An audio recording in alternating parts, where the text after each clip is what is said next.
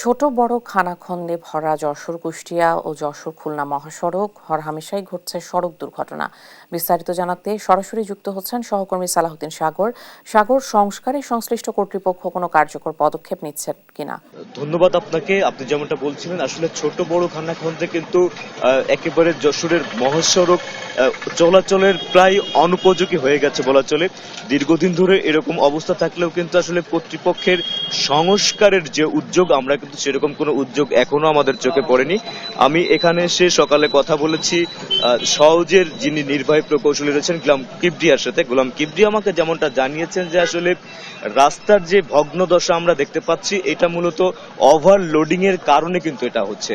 তো তিনি আমাদেরকে বলেছেন যে আসলে ইঞ্জিনিয়ারিং ডিপার্টমেন্টের কাজ হচ্ছে রাস্তা নির্মাণ করে লোড নির্ধারণ করে দেওয়া, কিন্তু এইটা দেখভাল করার দায়িত্ব যাদের ছিল তারা সঠিকভাবে দায়িত্ব পালন করছে না। যেমন বিআরটিএ এবং হাইওয়ে পুলিশ, তারা কিন্তু মাঝে মাঝে আমরা দেখেছি যে ঝটিকা অভিযান চলে ম্যাজিস্ট্রেট ড্রাইভের মাধ্যমে, তারা একটা বিশেষ দিনে কিন্তু আসলে তারা এই রাস্তায় অভিযান চালায়, কিন্তু কার্যত এই মানে স্থায়ী কোনো পদক্ষেপ কেউ নেয় না। তো আমি বলেছি যে আসলে উন্নয়নের ব্যাপারে কোনো সুখবর আছে কিনা। তো সহজ আমাকে যেমনটা জানিয়েছে যে আসলে আমি যেখানে দাঁড়িয়ে আছি এটা হচ্ছে যশোর ঝিনাইদহ এবং যশোর খুলনা মহাসড়কের ঠিক টার্নিং পয়েন্টে। এটা অতি গুরুত্বপূর্ণ একটা সড়ক, যেহেতু যশোর ঝিনাইদহ যে সড়কটি রয়েছে এই সড়কটি যশোর ঝিনাইদহ উন্নয়ন প্রজেক্টের আওতায়, সে কারণে এটা সহজের আওতাধীন না হয় এটা কবে নাগাদ ঠিক হবে এটা বলা খুবই কঠিন। তবে যশোর খুলনা মহাসড়কের যে অবস্থাটি রয়েছে সেটি আগামী জানুয়ারিতে টেন্ডার হবে বলে আমাদেরকে জানিয়েছেন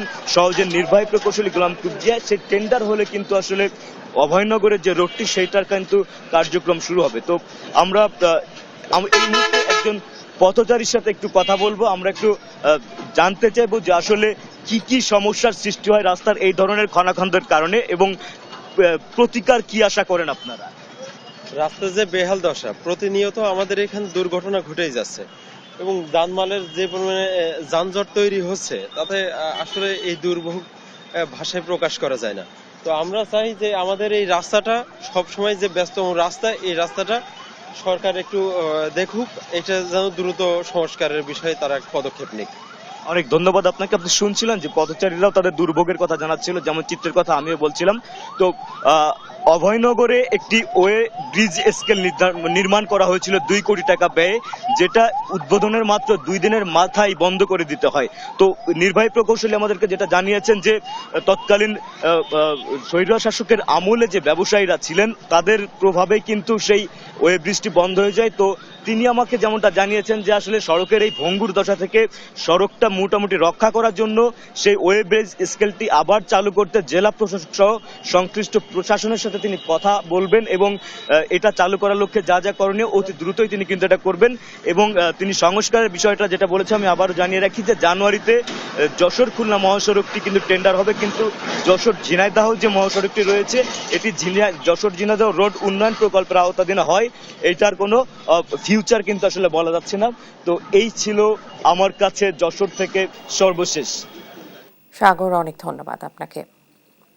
এই ছিল এখনকার দেশ জনপদ লাইভ। পরের বুলেটিন দেখার আমন্ত্রণ রইল। এছাড়া দেশ টিভির সর্বশেষ সব খবর পেতে ভিজিট করুন www.desh.tv। ফেসবুকে আমাদের সঙ্গে যুক্ত থাকুন দেশ টিভি অথবা দেশ টেলিভিশন পেজে।